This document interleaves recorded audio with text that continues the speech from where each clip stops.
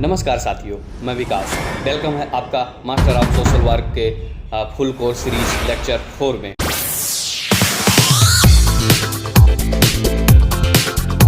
चौथा वीडियो में, आज के वीडियो में हम जानने वाले हैं method of social work. Social work के क्या क्या मेथड हैं। ये विषय MSW 001 का बहुत महत्वपूर्ण टॉपिक है और आगे के विषय का आधार बनाता है। और आगे के वीडियो में अब हम देख रहे हैं कि MSW मेथड के बारे में फुल सीरीज।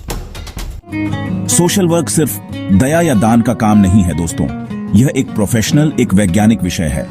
और किसी भी प्रोफेशनल काम को करने के लिए उसके तरीके, उसकी पद्धतियां जानना बहुत जरूरी है। जैसे एक डॉक्टर के पास इलाज करने के अलग अलग तरीके होते हैं, एक इंजीनियर के पास पुल बनाने के अलग अलग तरीके होते हैं, ठीक वैसे ही एक सोशल वर्कर के पास भी समाज की समस्याओं को सुलझाने के लिए कुछ तयशुदा वैज्ञानिक पद्धतियां होती हैं। ये पद्धतियां ही हमें एक आम इंसान की मदद और एक प्रोफेशनल सोशल वर्कर की मदद के बीच का फर्क समझाती है। आज हम इन्हीं मेथड्स को बहुत ही आसान भाषा में उदाहरणों के साथ समझने वाले हैं। हम जानेंगे कि कैसे एक सोशल वर्कर कभी एक व्यक्ति के साथ काम करता है, तो कभी पूरे समूह के साथ, और कभी कभी तो पूरे समुदाय को साथ लेकर बदलाव की लहर पैदा कर देता है।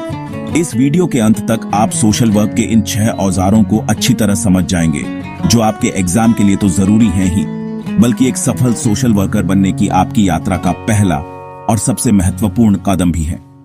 तो चलिए शुरू करते हैं आज का सफर। सोशल वर्क की सबसे पहली और बुनियादी मेथड है सोशल केस वर्क, जिसे हम हिंदी में व्यक्तिगत कार्य कहते हैं। जैसा कि नाम से ही साफ है, इसमें हमारा फोकस एक व्यक्ति या एक परिवार पर होता है। यह एक 1-to-1 इंटरैक्शन है। यहाँ सोशल वर्कर किसी एक व्यक्ति की समस्याओं को गहराई से समझता है, उसकी मनोसामाजिक स्थिति का विश्लेषण करता है और फिर उसकी मदद करता है ताकि वह व्यक्ति अपनी समस्याओं से खुद निपट सके। इसका मकसद सिर्फ तात्कालिक मदद देना नहीं, बल्कि व्यक्ति को इतना सशक्त बनाना है कि वो भविष्य में आने वाली चुनौतियों का सामना भी कर पाए। यह एक बहुत ही निजी और गहरा रिश्ता होता है क्लाइंट और वर्कर के बीच।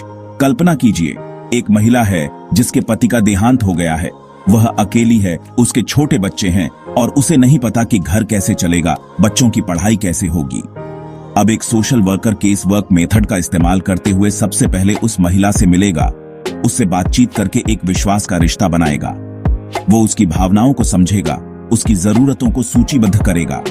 फिर वो उसे सरकारी विधवा पेंशन योजना के बारे में बताएगा, फॉर्म भरने में उसकी मदद करेगा, बच्चों के लिए शिक्षा संबंधी योजनाओं की जानकारी देगा और उसे कोई कौशल विकास ट्रेनिंग से जोड़ने का प्रयास करेगा ताकि वो आर्थिक रूप से आत्मनिर्भर बन सके। इस पूरे प्रोसेस में सोशल वर्कर ने सिर्फ जानकारी नहीं दी, बल्कि उस महिला का आत्मविश्वास भी बढ़ाया। उसने उसे एक सहारा दिया, एक रास्ता दिखाया। यही केस वर्क की असली ताकत है। इसमें हम व्यक्ति की समस्या को उसकी सामाजिक परिस्थितियों के साथ जोड़कर देखते हैं और समाधान निकालते हैं। यह मेथड उन परिस्थितियों में सबसे ज्यादा कारगर होती है जहां समस्या व्यक्तिगत स्तर पर होती है, जैसे पारिवारिक कलह, नशे की लत, मानसिक तनाव या किसी व्यक्तिगत त्रासदी से उबरना। यह सोशल वर्क की नींव का पत्थर है। अब हम आते हैं दूसरी मेथड पर, जिसका नाम है सोशल ग्रुप वर्क यानी समूह कार्य। जहां केस वर्क में हमारा फोकस एक व्यक्ति पर था, वहीं ग्रुप वर्क में हम एक जैसे लोगों के समूह के साथ काम करते हैं। ये समूह किसी भी आधार पर बन सकता है, जैसे एक ही उम्र के लोग, एक जैसी समस्या वाले लोग या एक ही लिंग के लोग। इस मेथड का मूल सिद्धांत यह है कि जब लोग समूह में होते हैं तो वे एक दूसरे से सीखते हैं, एक दूसरे को सहारा देते हैं और मिलकर अपनी समस्याओं का हल ज्यादा प्रभावी ढंग से निकाल पाते हैं। सोच कर देखिए, शहर में कुछ किशोर हैं जो पढ़ाई में ध्यान नहीं लगा पा रहे, उनमें आत्मविश्वास की कमी है और वे गलत संगत में पड़ने का खतरा महसूस कर रहे हैं। अब एक सोशल वर्कर इन 10-12 किशोरों का एक समूह बनाता है। वह उनके लिए व्यक्तित्व विकास का एक शिविर आयोजित करता है। उस शिविर में वो अलग अलग गतिविधियां कराता है, जैसे टीम गेम्स, वाद विवाद प्रतियोगिता, रोल प्ले। इन गतिविधियों के माध्यम से किशोर एक दूसरे से घुलते मिलते हैं, अपनी बात रखना सीखते हैं, टीम में काम करना सीखते हैं और उनका आत्मविश्वास बढ़ता है। यहाँ सोशल वर्कर एक लीडर या टीचर की तरह नहीं, बल्कि एक फैसिलिटेटर यानी सुविधाकर्ता की भूमिका निभाता है। वो समूह को एक दिशा देता है, लेकिन समाधान समूह के अंदर से ही निकलता है। सदस्य एक दूसरे के अनुभवों से सीखते हैं। एक किशोर जब दूसरे को अपनी जैसी ही समस्या से जूझते और उससे बाहर निकलते देखता है तो उसे भी प्रेरणा मिलती है। ग्रुप वर्क का जादू यही है, यह साझा अनुभवों की शक्ति का उपयोग करके व्यक्तिगत विकास को बढ़ावा देता है। यह मेथड सामाजिक कौशल सिखाने, व्यवहार परिवर्तन लाने और सपोर्ट सिस्टम बनाने के लिए बेहद कारगर है। हमारी तीसरी मेथड है कम्युनिटी ऑर्गेनाइजेशन यानी समुदाय संगठन। अब हम व्यक्ति और समूह से आगे बढ़कर पूरे समुदाय के स्तर पर काम करने की बात कर रहे हैं। समुदाय का मतलब हो सकता है एक गांव, एक कस्बा या शहर का कोई मोहल्ला। इस मेथड में सोशल वर्कर समुदाय के लोगों को उनकी साझा जरूरतों और समस्याओं को पहचानने के लिए जागरूक और संगठित करता है। इसका लक्ष्य है समुदाय के अंदर मौजूद संसाधनों और लोगों की सामूहिक शक्ति का उपयोग करके बड़े पैमाने पर बदलाव लाना। एक उदाहरण से समझते हैं। मान लीजिए एक गांव है जहां पीने के साफ पानी की बहुत बड़ी समस्या है। लोगों को दूर दूर से पानी लाना पड़ता है, जिससे बीमारियां भी फैल रही हैं। अब एक सोशल वर्कर जो कम्युनिटी ऑर्गेनाइजर है उस गांव में जाता है। वो सीधे जाकर हैंडपंप लगाना शुरू नहीं करेगा। सबसे पहले वो गांव के लोगों के साथ बैठकें करेगा, उनसे बातचीत करेगा और उन्हें इस समस्या की गंभीरता और इसके समाधान की जरूरत के बारे में जागरूक करेगा। वो लोगों को यह महसूस कराएगा कि यह उनकी समस्या है और इसका समाधान भी उन्हें ही मिलकर करना है। इसके बाद वह गांव के लोगों के साथ मिलकर एक योजना बनाएगा। हो सकता है कि वे मिलकर एक समिति बनाएं। फिर वे स्थानीय पंचायत, ब्लॉक ऑफिस या किसी एनजीओ से संपर्क करेंगे। वे सरकारी जल जीवन मिशन जैसी योजनाओं की जानकारी लेंगे, आवेदन करेंगे और प्रोजेक्ट को लागू करवाने के लिए सामूहिक प्रयास करेंगे। जब हैंडपंप या पानी की टंकी लग जाएगी तो यह सिर्फ एक सुविधा नहीं होगी, यह उस समुदाय की सामूहिक जीत होगी। इस प्रक्रिया ने उन्हें संगठित होना और अपने हक के लिए आवाज उठाना सिखा दिया। यही कम्युनिटी ऑर्गेनाइजेशन का असली मकसद है, लोगों को अपनी समस्याओं का मालिक बनाना और समाधान के लिए उन्हें संगठित करना। अब हम बात करते हैं एक ऐसी मेथड की जो पर्दे के पीछे काम करती है, लेकिन जिसका असर बहुत गहरा होता है। यह है सोशल वर्क रिसर्च यानी सामाजिक कार्य अनुसंधान। दोस्तों, किसी भी समस्या को सुलझाने से पहले उसे ठीक से समझना बहुत जरूरी है। यह मेथड हमें समस्याओं को वैज्ञानिक तरीके से समझने में मदद करती है। इसमें हम डेटा इकट्ठा करते हैं, उसका विश्लेषण करते हैं और निष्कर्ष निकालते हैं। यह रिसर्च हमें बताती है कि कोई समस्या क्यों है, कितनी बड़ी है और उसके पीछे क्या क्या कारण हैं। कल्पना कीजिए, सरकार या कोई एनजीओ किसी इलाके में बाल श्रम, चाइल्ड लेबर की समस्या को खत्म करना चाहती है, लेकिन कोई भी योजना बनाने से पहले उन्हें कुछ सवालों के जवाब चाहिए।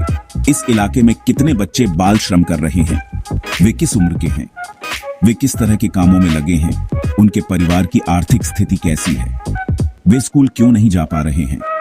इन सभी सवालों के जवाब हमें सोशल वर्क रिसर्च से मिलते हैं।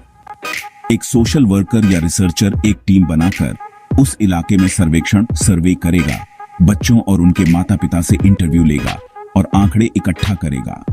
इस रिसर्च से जो रिपोर्ट तैयार होगी वो हवा में बात नहीं करेगी, बल्कि तथ्यों और आंकड़ों पर आधारित होगी।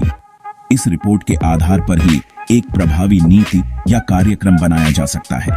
जैसे अगर रिसर्च में पता चलता है कि ज्यादातर बच्चे इसलिए काम कर रहे हैं क्योंकि उनके माता पिता बीमार हैं, तो योजना में परिवारों के लिए स्वास्थ्य सुविधाओं पर भी ध्यान दिया जाएगा। अगर पता चलता है कि स्कूल बहुत दूर है, तो नए स्कूल खोलने की सिफारिश की जाएगी। इस तरह रिसर्च हमें सही दिशा में काम करने में मदद करती है और हमारे प्रयासों को ज्यादा प्रभावी बनाती है।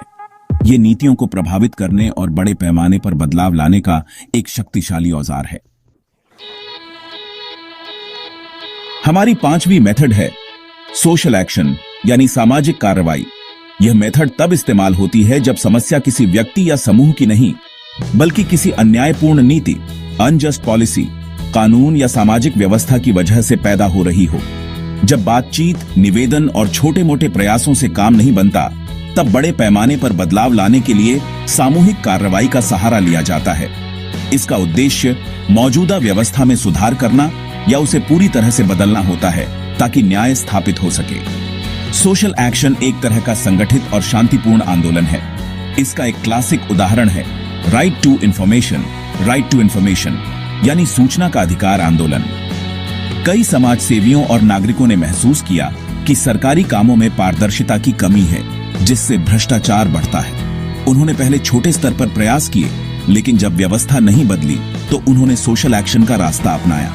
उन्होंने जन जागरण अभियान चलाए, रैलियां निकाली, धरने दिए, मीडिया के माध्यम से अपनी बात लोगों तक पहुंचाई और सरकार पर एक ऐसा कानून बनाने के लिए दबाव डाला जिससे हर नागरिक को सरकारी कामकाज की जानकारी मिल सके। इस सामूहिक प्रयास और दबाव का नतीजा यह हुआ कि 2005 में सूचना का अधिकार अधिनियम पास हुआ। यह एक बहुत बड़ा संरचनात्मक स्ट्रक्चरल बदलाव था। सोशल एक्शन में सोशल वर्कर एक एक्टिविस्ट, एक पैरोकार, एडवोकेट की भूमिका निभाता है। वो लोगों को उनके अधिकारों के प्रति जागरूक करता है, उन्हें संगठित करता है और अन्याय के खिलाफ आवाज उठाने के लिए प्रेरित करता है। ये मेथड सीधे तौर पर सत्ता और नीतियों को चुनौती देती है। घरेलू हिंसा के खिलाफ कानून बनवाना, पर्यावरण की रक्षा के लिए आंदोलन करना, ये सभी सोशल एक्शन के ही उदाहरण हैं। यह बदलाव लाने की सबसे मुखर और शक्तिशाली पद्धतियों में से एक है। और अब हम आते हैं अपनी आखिरी छठी मेथड पर, सोशल वेलफेयर एडमिनिस्ट्रेशन यानी समाज कल्याण प्रशासन। दोस्तों, बड़ी बड़ी योजनाएं बना लेना, रिसर्च कर लेना या आंदोलन करके कानून बनवा लेना ही काफी नहीं है। उन योजनाओं और नीतियों को जमीन पर उतारना, उन्हें सही तरीके से लागू करना भी उतना ही जरूरी है। यह मेथड इसी क्रियान्वयन, इम्प्लीमेंटेशन से जुड़ी है। यह सोशल वर्क की मैनेजरियल साइड है। इसमें किसी सामाजिक संस्था जैसे एनजीओ या सरकारी विभाग को चलाना शामिल है। कल्पना कीजिए, एक एनजीओ ने वृद्धाश्रम, ओल्ड एज होम चलाने का फैसला किया। अब इस योजना को हकीकत में बदलने के लिए प्रशासन की जरूरत पड़ेगी। सबसे पहले योजना का एक पूरा खाका, ब्लूप्रिंट तैयार करना होगा। इसके लिए बजट बनाना होगा, कहां से पैसा आएगा, फंडिंग कहां कहां खर्च होगा। फिर कर्मचारियों की भर्ती करनी होगी, मैनेजर, केयरटेकर, डॉक्टर आदि। काम का बंटवारा करना होगा, नियम कायदे बनाने होंगे, रोजमर्रा के कामों की देखरेख करनी होगी, रिकॉर्ड मेंटेन करने होंगे और समय समय पर रिपोर्ट तैयार करके डोनर्स या सरकार को देनी होगी। यह सब कुछ सोशल वेलफेयर एडमिनिस्ट्रेशन का हिस्सा है। एक अच्छा प्रशासक यह सुनिश्चित करता है कि संस्था के संसाधन, पैसा, लोग, समय का सबसे बेहतर इस्तेमाल हो और योजना अपने लक्ष्यों को कुशलतापूर्वक, एफिशिएंटली और प्रभावी ढंग से इफेक्टिवली हासिल करे। अगर प्रशासन कमजोर होगा तो कितनी भी अच्छी योजना क्यों न हो, वो फेल हो जाएगी। यह मेथड सामाजिक सेवाओं की क्वालिटी और पहुंच सुनिश्चित करती है। संक्षेप में, यह सामाजिक नीतियों और कार्यक्रमों को कागज से निकालकर आम आदमी की जिंदगी तक पहुंचाने का विज्ञान और कला है। तो दोस्तों, ये थी सोशल वर्क की 6 मुख्य methods: case work, group work, community organisation, social work, research, social action और सोशल वेलफेयर एडमिनिस्ट्रेशन। आपने देखा कि कैसे हर मेथड का अपना एक अलग फोकस और कार्यक्षेत्र है। कोई व्यक्ति पर ध्यान देती है तो कोई पूरे समुदाय पर, कोई रिसर्च से नीति को प्रभावित करती है तो कोई आंदोलन से व्यवस्था को बदलती है। ये सभी पद्धतियां मिलकर सोशल वर्क को एक संपूर्ण और शक्तिशाली प्रोफेशन बनाती हैं। एक अच्छा सोशल वर्कर जरूरत के हिसाब से इन सभी मेथड्स का इस्तेमाल करना जानता है। मुझे उम्मीद है कि आज का यह सेशन आपके लिए बहुत उपयोगी रहा होगा और अब आप इन सभी पद्धतियों को आसानी से समझ गए होंगे। यह सिर्फ आपके एग्जाम के नंबरों के लिए नहीं है, बल्कि यह आपकी उस समझ की नींव है जो आपको एक संवेदनशील और प्रभावी सामाजिक कार्यकर्ता बनाएगी। जब आप फील्ड में उतरेंगे तो आप इन्हीं में से किसी न किसी मेथड का इस्तेमाल करके लोगों की जिंदगी में सकारात्मक बदलाव ला रहे होंगे। यह ज्ञान ही आपका सबसे बड़ा औजार बनेगा। अब आपके लिए एक छोटा सा काम है। अगर यह वीडियो आपको उपयोगी लगा हो तो लाइक जरूर करें, अपने दोस्तों को शेयर करें और नीचे कमेंट करें आपको कौन सी मेथड सबसे ज्यादा पसंद आई और क्यों। अगले वीडियो में हम बात करेंगे सोशल वर्क के विभिन्न क्षेत्रों, फील्ड्स की, जैसे चाइल्ड वेलफेयर, विमेन एम्पावरमेंट आदि। चैनल को सब्सक्राइब करें और बेल आइकॉन दबाएं ताकि कोई वीडियो छूट न जाए। आपके समय के लिए बहुत बहुत धन्यवाद। मिलते हैं अगले वीडियो में।